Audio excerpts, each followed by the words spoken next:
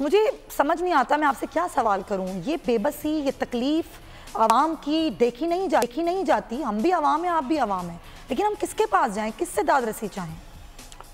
सब दरवाजे बंद हो गए हैं और उम्मीदें भी दम तोड़ रही हैं।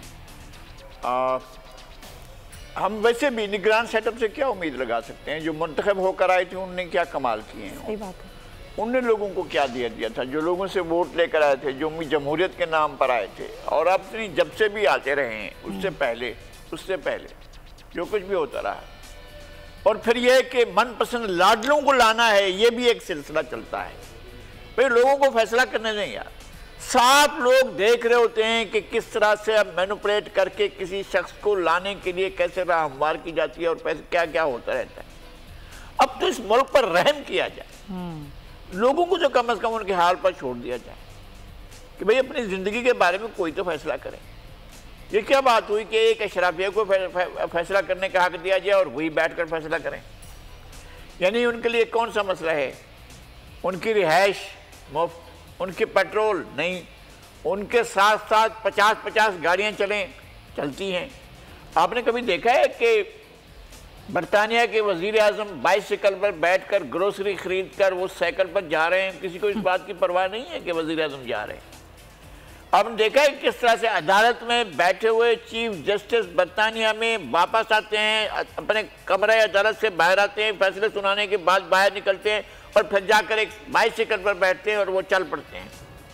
हमारे यहाँ वहाँ जो जिसने दुनिया को चलाया, 10 डाउनिंग स्ट्रीट एक ऐसा मकाम है, पूरी दुनिया को रूल किया जाता रहा है जी।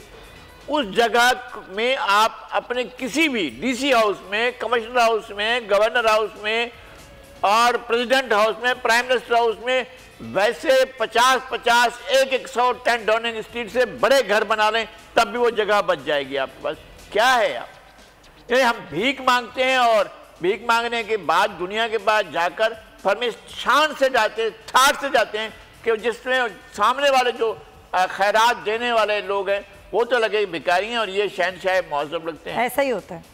आप बिल्कुल दुरुस्त फरमा रहे हैं। जो हुकूमत में होता है वो एक बादशाहत में होता है और बात की सारी चीज़ें चल रही होती हैं, आवाम पिस रही होती है, कोई हुकूमत अपने खर्चे कम नहीं करती, चाहे वो कोई भी हो। मैं किसी एक की बात नहीं कर रही।